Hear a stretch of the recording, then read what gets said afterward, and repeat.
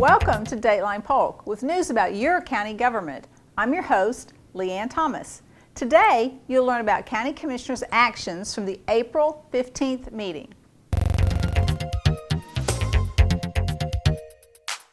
The board unanimously approved the appointment of Marjorie Craig as the new Polk County Utilities Director. She replaces Gary Freeze, who is retiring in May.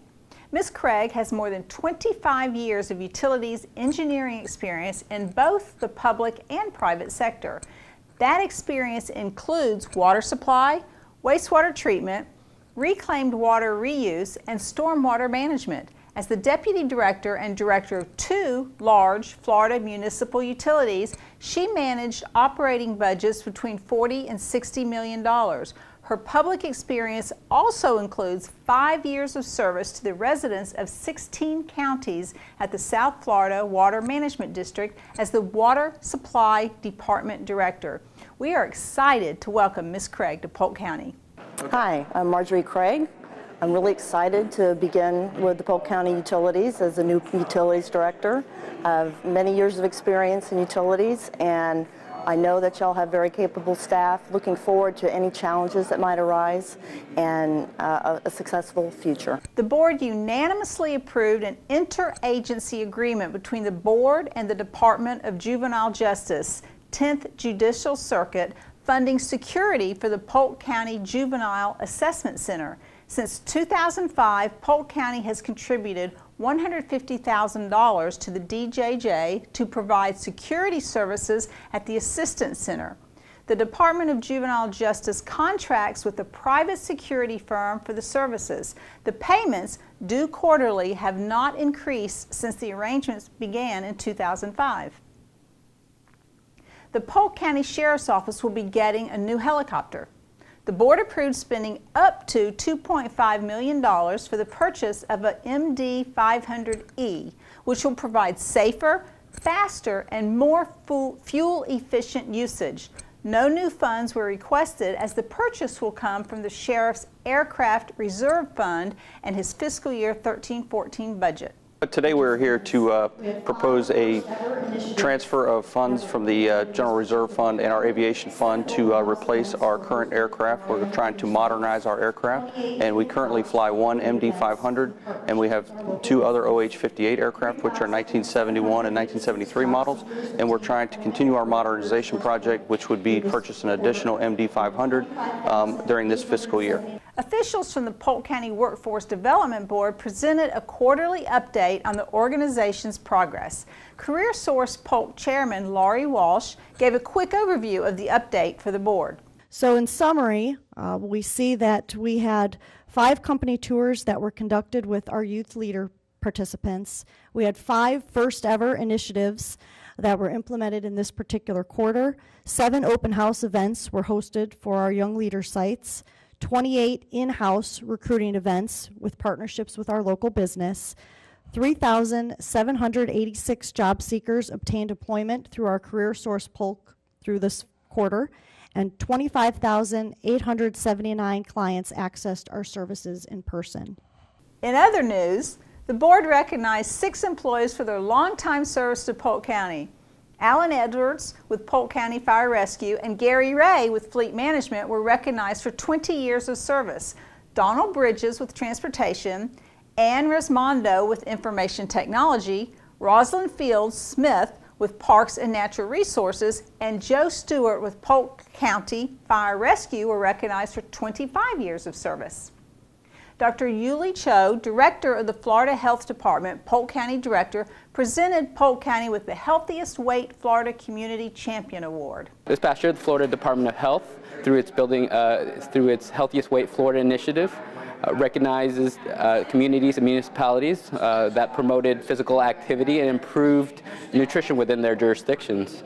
I'm happy to report that the Florida Department of Health recognized Polk County, the City of Lakeland, and the City of Winter Haven as Healthy Weight Community Champions, keeping in mind there was only 37 communities selected throughout the state. Sarah Roberts with Polk Vision accepted the proclamation recognizing the board's continued support of the Building a Healthier Polk initiative. The board proclaimed the month of April as Child Abuse Prevention Awareness Month. Andrea Hagan with Heartland for Children and Chanel Allen with Healthy Families Polk accepted a proclamation. Heartland for Children is the local not-for-profit community-based care lead agency serving Polk, Highlands, and Hardee counties. As such, we're here today speaking to our local county commissioners in Polk County, asking them to proclaim April as National Child Abuse Prevention Month and in support of the Pinwheels for Prevention campaign. The Pinwheels for Prevention campaign is a national campaign that supports happy, healthy development of children and families throughout our nation and here locally throughout our particular county of Polk. April is recognized nationally as a Child Abuse Prevention Month.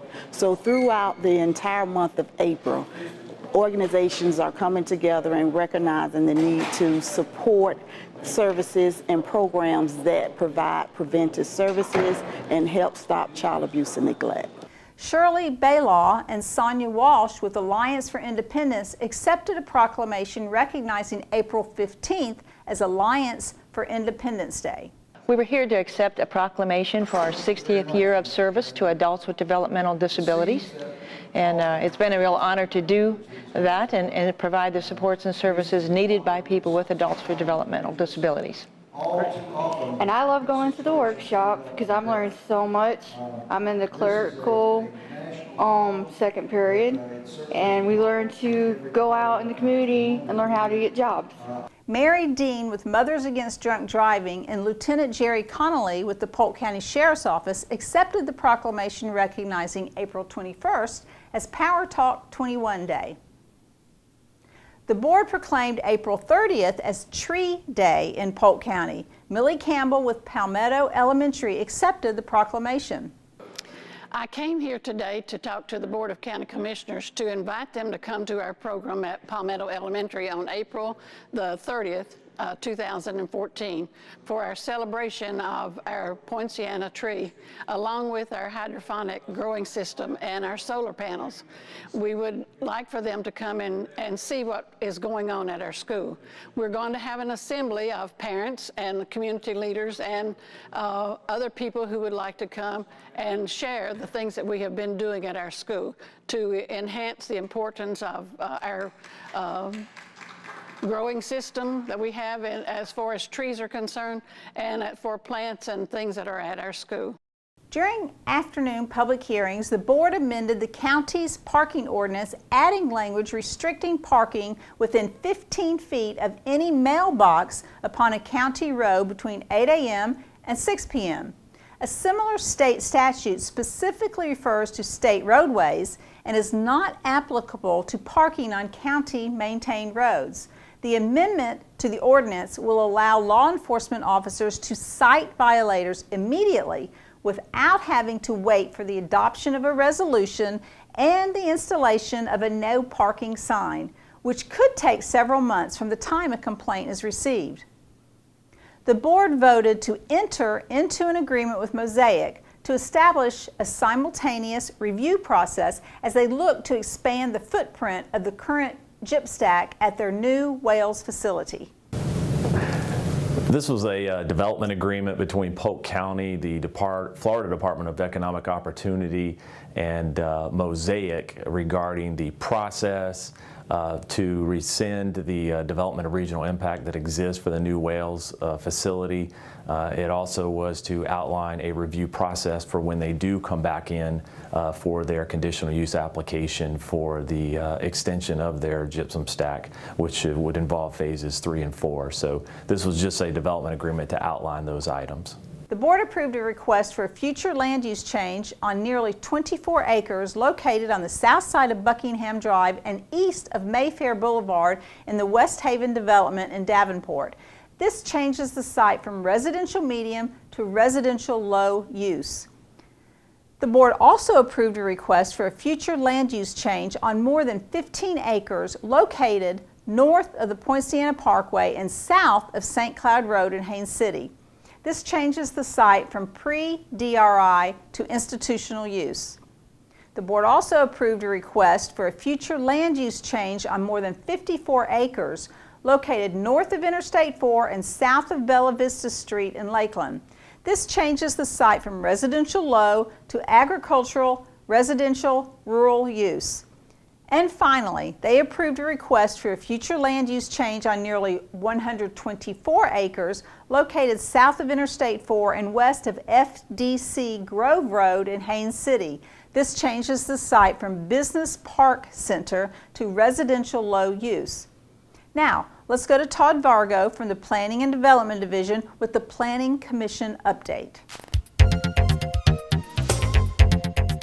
Hi, my name is Todd Vargo, and I am a senior planner with Polk County's Land Development Division. I currently serve as the coordinator for the county's Planning Commission hearings. Here's a brief recap of the highlights from the April 2nd, 2014 Planning Commission meeting. Plan Development 14-03 is a request for short-term rental status for a 275-unit single-family development on the west side of US Highway 27, approximately half a mile north of Deanstill Road. The Planning Commission voted 7-0 to approve the ability of the future homeowners to use their houses for short-term rentals.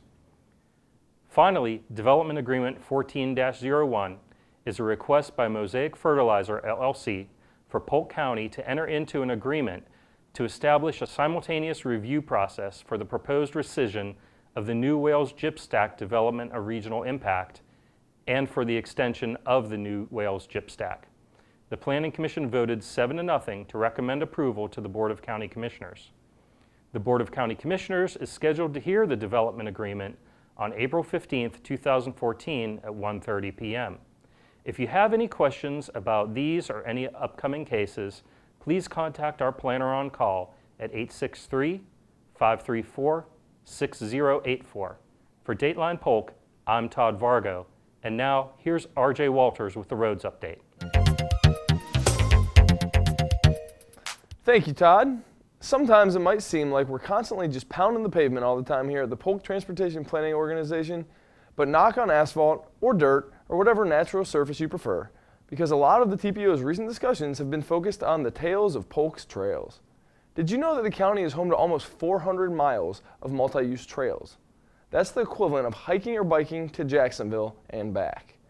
In the last 10 years, the TPO has funded 15 different trail projects that have utilized roughly $11 million in funds, and as part of our planning process, we are always trying to provide increased connectivity and fill in gaps of the current trail network. At the April 10th TPO board meeting, the TPO's pledge to the trail network took on a new chapter.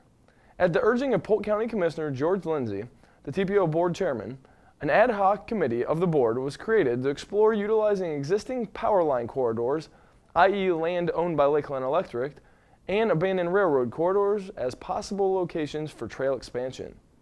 Lindsay said coordinating efforts in such a way could provide more miles of well-lit trails and help reduce the vandalism and dumping in such areas because of the increased public exposure. The Shared Corridor Trail Committee is made up of Lindsay, Lakeland Commissioners Jim Mallis and Don Selvage, Auburndale Commissioner Jack Myers, and Fort Meade Commissioner Barbara Manley. The group will study the opportunities of turning some of the shared corridors into trails and report back to the TPO board. One municipality in the county that is mighty proud of its recent trail triumph is the city of Winter Haven. On Wednesday, April 23rd, city officials will celebrate the grand opening of the Avenue T pedestrian bridge on the Chain of Lakes Trail, a first-of-its-kind project in Polk County.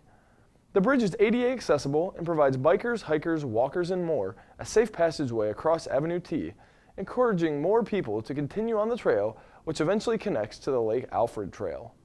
The $1.9 million project is easy on the eyes with its unique Rails to Trails decor, and it provides a phenomenal 360-degree view that includes downtown Winter Haven. The City of Winter Haven is inviting everyone out on April 23rd for a grand opening ceremony and healthy happy hour at 4:30 p.m. Several local officials will be on hand to commemorate the opening, and attendees will enjoy snacks like trail mix. At 4 p.m., the celebration will be preceded by a walk, bike, and run on the trail. The course will be 1.1 miles. For more information on the grand opening of the pedestrian trail bridge, contact Andy Palmer at the City of Winter Haven at 863-291-5600. If that wasn't enough time in the limelight for Polk's other pathways, well, the TPO is hosting a multi-use trail community forum at 6 p.m. on Thursday, May 22nd at Cleveland Heights Golf Course. Hosted in the Masters Room, with refreshments and door prizes available to attendees, the forum will moderate a discussion of what trail expansions people would like to see, how people are using the trails, and what trail gaps might be limiting public mobility. The event will include the launch of the new Polk County Trails brochure that is being published by the TPO in partnership with Central Florida Sports Marketing. For more details on the multi-use trail form, check out polktpo.com and the TPO's Twitter and Facebook pages in the coming weeks. Looking both ways first, I will now take you from the trails to Polk County's roadways as we go around the cities and towns looking for potential slowdowns. Starting with the daytime delays and closures, here are roads to expect interruptions and flaggers at. The Interstate 4 eastbound exit ramp at County Line Road and South Frontage Road, Memorial Boulevard at North Brunel Parkway, US 27 from Ritchie Road to south of Berry Road, US 27 in Davenport from Berry Road to US 192, US 27 in Haines City from Silvercrest Drive to Bates Road, US 17 at Crossover Road, Airport Road at the intersection of Old Tampa Highway, First Street in Winter Haven between Avenue C North and Avenue D North, State Road 60 at Diesel Road, State Road 60 in Mulberry from Northeast 12th Avenue to Kid Ellis Road, State Road 37 at the Mulberry Bridge from south of State Road 60 over the Alafaya River, State Road 37 from Cozart Road to Bethlehem Road, State Road 37 at County Road 630, State Road 549 in Winter Haven between Avenue C North and Avenue D North, State Road 17 from State Road 544 to Hinton Avenue in Haines City, and State Road 17 in Frostproof at Palm Street. And there is no shortage of nighttime construction either. If you're out late, look for orange barrels and big machines causing delays in the following locations. At US 98 from County Road 548 to Winter Lake Road, US 98 from Daughtery Road to West Socrum Loop Road, US 98 at Williamstown Boulevard, US 27 in Haines City from Silvercrest Drive to Bates Road, US 27 at the intersection of Dundee Road, US 27 in Davenport from Berry Road to US 192, Cumbie Road at North Crystal Lake Drive, Hardin Boulevard from West Beacon Road to Beacon Terrace Entrance, Memorial Boulevard at North Lincoln Avenue, State Road 546 between Kettles Avenue and Texas Avenue D, Cypress Gardens Boulevard in Winter Haven from Overlook Drive to US 27, and State Road 17 from State Road 544 to Hinson Avenue in Haines City. That's the lowdown on the construction rundown, and for regular or emergency road updates, check out the Polk TPO on Facebook or follow us on Twitter. With information and updates on the plan that moves Polk, I'm RJ Walters. While the Florida Legislature meets in Tallahassee, PGTV will be bringing you daily coverage of House and Senate committee meetings and sessions. We invite you to watch your state government take up measures that are important to Polk County. And to keep current with programs and progress in the county, visit us online at polk-county.net or follow us on Facebook and Twitter. We encourage you to join us at the next scheduled board meeting at 9 a.m. on Tuesday, May 6th. Thank you for watching this edition of Dateline Polk.